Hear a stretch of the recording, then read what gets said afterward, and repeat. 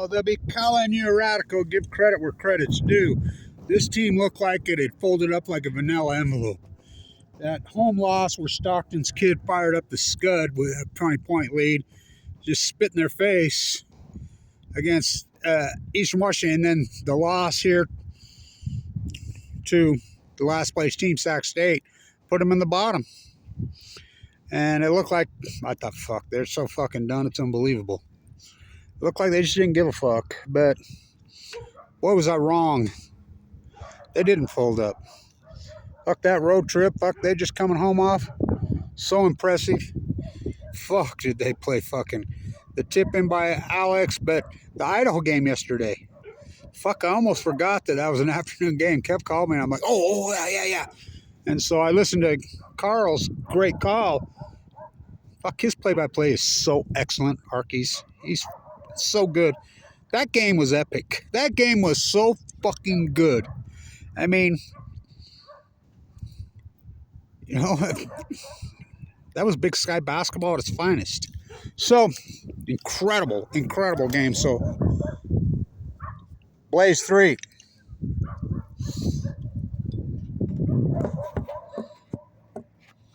So, BLAISE Threatt, the knock at one time on him was he couldn't shoot free throws. Oh, really? Okay. Okay. 12 for 12 yesterday.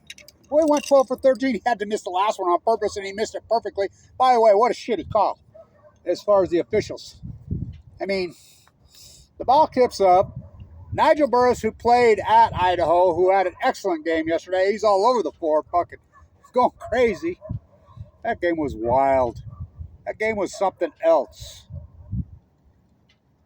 And fucking dogs. Friendship slaves. Don't even get me going. I love dogs, like I say, but they shouldn't be on a leash.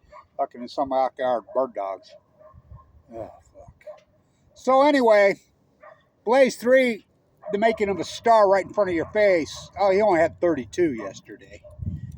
Fuck, watching him evolve and go fuck. And I want to say this before I forget. So, this actually pisses me off because I'm a season ticket holder.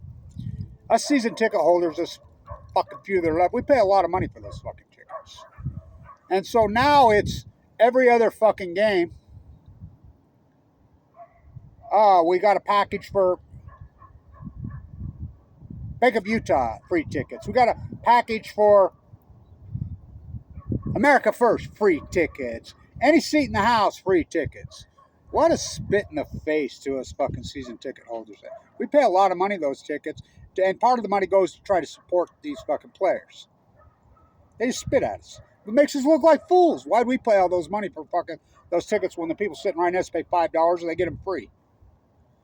This disrespect the fucking athletic club bar has for season ticket holders is disturbing. Longtime fans. They don't give a fuck about us. You know, and without us, you got shit. You know, and so, anyway, so I want to hats off to you guys. All of you players. It says a lot about you.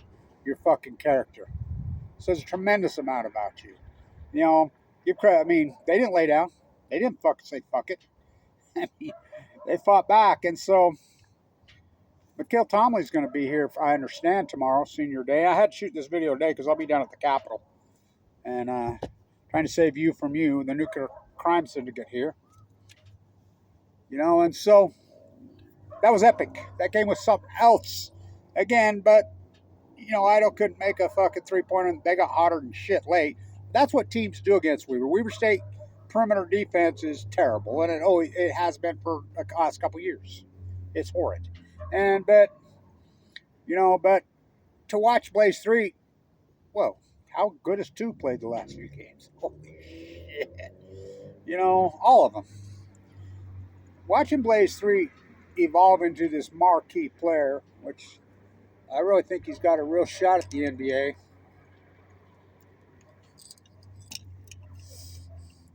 That's quite the clan you got there. God, I guess. 4 of them. She's runs Indigenous Studies here. She's great. I'm friends with her husband. Anyway, she's probably talking to him right now. So watching Blaze Threatt turn into what he's turned into, I would have never believed it a year ago. He only had 32 yesterday. And the knock on is can't shoot free. Oh, really? 12 for 12? Fucking. This reminds me of Lillard his senior year. Now, I was in the bone marrow transplant center most of Lillard's senior year.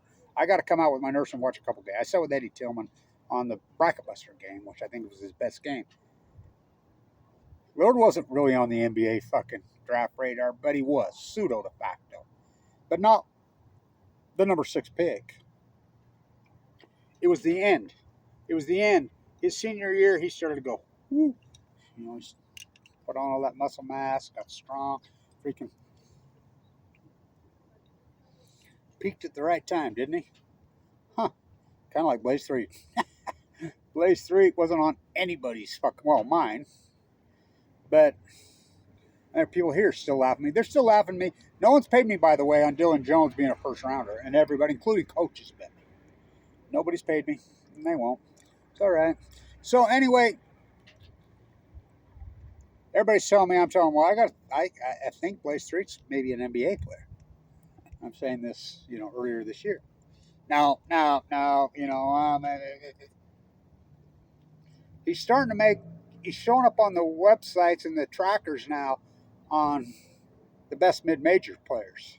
You look at the one good blogger who tracks mid-major players, he's got a picture of Blaze Threatt on the fucking cover. That just popped up this last week. Peaking at the right time.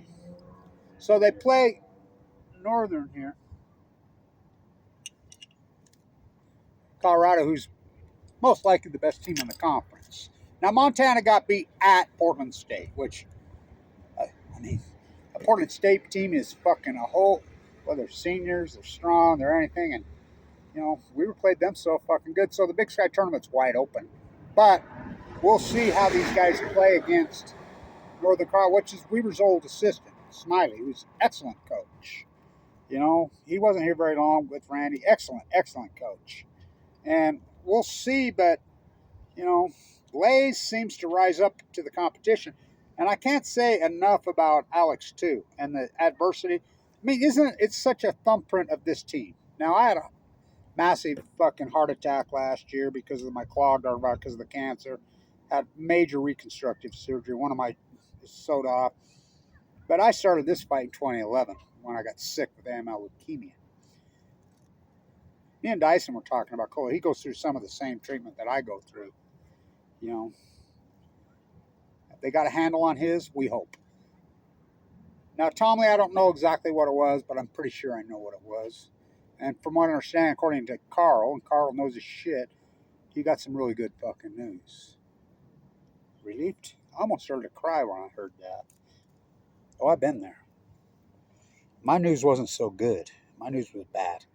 I had ML de Novo, which is a death sentence, just out of nowhere. Most likely going to kill me. But I went through that life or death test situation for a long time. A lot of fucking time. Chemo took out my aortic valve on it. That's why I'm here. I mean, I'm born and raised here, but I'm literally connected to the hip of that fucking hospital. It's been a fucking long, ugly fucking battle. Well, that's why Weaver State basketball. Think of what Dyson Kohler's gone through. Looked like that was going to kill him. I don't want to play basketball again. Cracked his wrist this year, but that's chump change. That's that big compared to what he's gone through. Miguel Tomley, what he's gone through, what I think he's gone through. Now, I don't know for sure, but I think I know. And Carl said he got good news the other day. I mean, what adversity, and I got to give it to this fucking team. I really got to give it to them. Look, I had them fucking completely. Everybody had them fucking rolled off. That road trip, that tip in by fucking Alex, the assist by Blaze, and what Blaze Threatt's evolved in. Henny, how good is that young guy? That's a true freshman. Oh, fuck. They got a bunch of, it just shows the character of these people. Now, what happens with the coaching situation here? I have no control over that. And, so whatever decisions get made, I will support that decision 100%, no matter what it is. I will always support these players. I'm not a fan of coaches. I'm really not. I think they make too much fucking money. I think they're fucking arrogant, and that's across the fucking board. Now, I like Jay Hill, but I still think he's an arrogant. I saw him down at the Capitol. He didn't even say hi to me. Because they get full of themselves money, and they're really overly arrogant. They're grotesquely overpaid. The NIL situation with money is a fucking clown circus. Is a joke. And I want to say this to what Weber State basketball. We don't need NIL money. This program, and this is the beauty of Big Sky basketball, and this Big Sky should brand themselves this way. We don't want your fucking NIL bling bling players. Run down to the University of Utah. Run down to the fucking thing. Be camerizing. We want players that nobody else fucking wants. Like BLAISE Threatt. Look at his fucking story. Talk about overcome adversity. He quit basketball. Fucking say he was fucking done. A friend talked him into walking on to fucking Mesa. The D2, his fucking community local college. Think about where he's come from. Oh my God. That's this team, right? Pretty impressive, I think. Because this was so fucking ugly. They could have melded it in. They didn't fucking meld it in. They didn't. I mean, that game was epic yesterday. It was one of my favorite games, even though they got beaten in overtime. And by the way, this is the fools of the degrading of the fan base here. These are fucking D1 fucking athletes. These are grown men at a fucking high level. You watch when fucking Blaze tipped it in, and Blaze didn't do no interviews, did he? Fucking the coach comes on. I'm sure he had a fucking few words to say to that coach. Remember, this is the team, Eastern Washington. John Stockton in the house. John Stockton would have never done this. Sam Stockton dribbling the ball out with no time left. Up by 20. At the buzzer, he decides to launch a scud and bake it in. These are D1 athletes. You don't think that pissed them the fuck off? Stockton versus 3. Fucking 9. Oh, it pissed them off. Look at Blaze when he tipped it off. Look where he goes. Runs. That's what you're supposed to do. That's what competitors do. They don't forget. You don't fucking disrespect somebody in their own house like that. I told John Stockton and all these fans all over because I posted on their fan base. Oh, you can't do it. Why the fuck can't I told John right to his face. Stockton himself. I was talking to him in the game, and I go way back with him. I know him. And I'm like, that's pretty low class, John. Don't you think what it is? And you know what John said? Yeah. And John reached out and John Stockton would have never done it. No fucking way. And John Stockton, I'm sure, had a fucking talk. Well, he's just a kid. He's a grown fucking man. There ain't no forgetting in sports. And so you don't give them fuel. And what a fucking game. And granted, Cook was out, but so was Dyson Kohler. So was Tomley. So I give credit where credit's due. That's a great fucking road trip. Fucking, they've come down to 3 games in a row. Almost 3 buzzer beaters in a way. And I think they would have won. The technical on Nigel, what the fuck was that? In regulation. They would have won by 1 point. Maybe. But in overtime, Blaze misses that. He's 12 for 12, and he misses that free throw perfect. That's an art in itself to try to get it, because they did the right thing. They fouled him because they're up by 3. That's what you're supposed to do. And Nigel gets the fucking rebound. Down to the fucking ground he's knocked. I get it, no foul, fucking that situation, I get that. But he's down on the fucking floor, and it's a jump ball. And we were going to get the possession arrow. Call the fucking jump ball. And they didn't. The ref just let it run. If they call it, well, they wouldn't have had enough time. Oh, you mean like the Eastern Washington game? They wouldn't have had enough time with 0.4 seconds on the clock? I think we would have won. Maybe it would have been the 3rd buzzer beater in a fucking row. But that's Big Sky officiating for. The coaches can't. I can fucking criticize them. For the most part, they suck. But this is Big Sky. I mean, Big Sky needs to brand themselves in football. They need to use this, and I don't know why they don't. Weber State, think about the players in the NFL. Jay Hill, what a great coach. What a thing. Arrogant as they get, oh, fuck yeah. Run along with your BYU and your money. Whatever. I get it. Think about this. Rashid Shaheed, the mega superstar, 1 scholarship offer in the country. 1. Nobody won it. How about Teron Johnson? 0-star. 1 scholarship offer in this country. Nobody wanted him. How about fucking Jonah Williams? 1 scholarship offer. Nobody wanted it. Adam Rodriguez, 1 scholarship. Nobody wanted him. That's what Weaver is. That's what the Big Sky is. That's what's so fucking great of a conference. Fuck their Anna. And remember, Tu and Kohler have been here all 4 years. That's players do here. You know, now, this whole thing with Mickey Mental over there and running up there really pisses. Don't even get me going on that. That was a fucking giant fucking mistake what he did to Abraham Williams. And all these players fucking knew it. They fled out of here like fucking refugees out of Fukushima. And so, but, you know, it is what it is. You know, I can't fix that. Fucking, I'm just the guy that saved their #1 school business in the fucking country. The woodpecker. There's 1 left. They treat me like fucking shit around here. You know, but that's okay. I take the fucking high road. And, you know, so to watch BLAISE Threatt, we'll see Monday night, but he played all 45 minutes. 45 minutes at Idaho yesterday. I think he played all fucking 40 minutes fucking Thursday. You think he's a little wore down? I don't know. He's pretty fucking tough. And the Joe Bass interview with Carl Archie is fucking historic as hell. You know, and he talked about his 5 toughest athletes. And fuck, if you don't think Joe Bass knows, oh, he knows. He's a genius. Joe Bass. Well, who's Carl Archie? What a historic interview. What a great, great interview. Historic. Because I've said this the whole time that Damian Lillard doesn't give anybody fucking credit. Nobody. Damian Lillard gives no one credit except for Damian Lillard. Without Joe Bass, there is no fucking Damian Lillard. He's never given him credit. He don't give anybody fucking credit for anything. You know, good on him and his $billion fucking dollars. You know, he's Damian Lillard. More power to him. John Stockton, oh, he's God. Okay, is he? They're just people. They're just people. You can put them up on the pedestal, but, you know, they're just people. You know, I told fucking all these players, I tell them all the same thing. Remember where you fucking came from. I remember when Lillard got here, didn't have 5 fucking cents. Nobody supported him. He didn't have no fucking money. Fucking, you know, got no media. Jimmer's all we fucking. Well, there is no fucking media around here. BLAISE Threatt's got a little bit, finally. But Dylan Jones, same thing. You know, these marquee athletes, you need to remember where the fuck you came from. And I think these guys will. These guys are down to earth. They're fucking grounded. Fantastic fucking people. So, Archie's interview. Archie's awesome. We sure miss Steve Klauke. I know that. Holy fuck.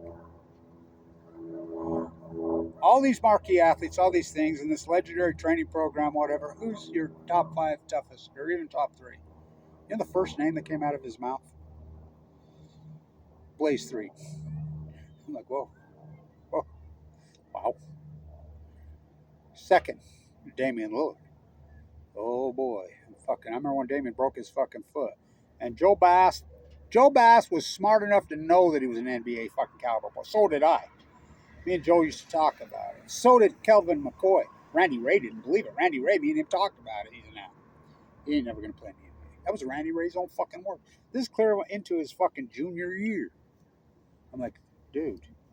Oh, he's playing in the NBA. Fuck, I knew it fucking right. So did Joel. Joel fucking knew it. I mean, when he'd go down the fucking lane, a guard and be up above the rim, this fucking and near rip the fucking rim off. You're like, holy fuck. Hands like this. I knew it.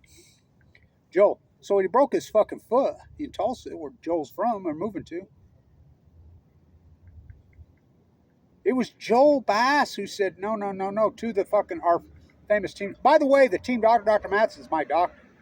And Dr. Mattson blew it on my fucking heart. You know, and he apologized at least to me. He blew it. I kept telling him it's my heart valve marvel, but it wasn't his fault because he was relying on the heart specialist. And it blew up. When I'm telling it, it's fucking going, it's going. He's my doctor. The surgeon here, who's been here forever, him and Joel got together and they brought in 2 more specialist surgeons to fix Damian Lillard's foot. If it wouldn't have been for Joel, there would be no Damian Lillard. There's no way. He brought in 3 different fucking surgeons because he knew it was bad. And he knew, you got to save this guy. He's an NBA. And I've never heard Lillard give him fucking credit. Well, of course, Lillard doesn't give anybody the credit, but Damian Lillard. Good for him. Good on him, you know. And he comes back here and gives him, and you know, he's a god here, rightfully so. And you know, he's Damian Lillard. So he says, BLAISE Threatt, Damian Lillard. Then he talks about Stephon Cantwell, who we love. You know, what a great fucking team. I mean, on the best team in the history of the school. Cantwell was the quarterback. Fucking awesome. And they talk about fucking Clark. I mean, fuck. Look what he's done with his fucking post-career. You know? And then he catches himself. And I knew he was going to say it. When he says, oh, wait a minute, him and Archie both simultaneously, I knew exactly who they were going to say. I knew it. I knew who they were going to say. Wait a minute, the toughest of them all. Trevon Smith. Trevon Smith should be the biggest fucking story in fucking college athletics in the fucking country. The greatest football player who ever played, or look at his fucking numbers. The only reason he's in the fucking Hall of Fame is here they are. There's the team right there. Sure as shit. They're getting off the bus. Coming back. So, look at his numbers. Trevon Smith was beat to death in a jail cell in 2019.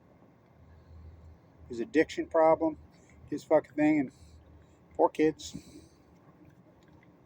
That's the toughest player of all. But they're coming back.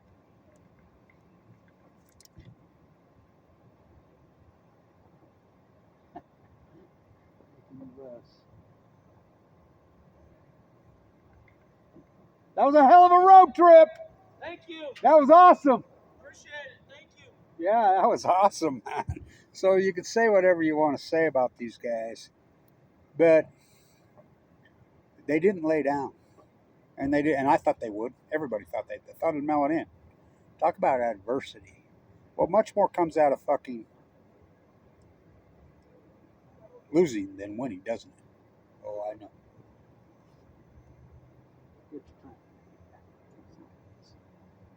What a great group of fucking young men. Boy, they showed their fucking character, didn't they? They didn't quit. They didn't quit. Those 2 games are fucking awesome. Those last 3 games talk about exciting basketball. So whatever happens on coaching, whatever, I'm good with whatever they decide. I'll support no matter what. You know, we have some good freshmen here. And see BLAISE Threatt in the NBA. Oh yeah, I said it. You know, superstar in Europe. See BLAISE Threatt in the NBA. See BLAISE Threatt in the NBA draft. Oh, he's moving up the fucking ladder real quick, real fast right now. Stay tuned.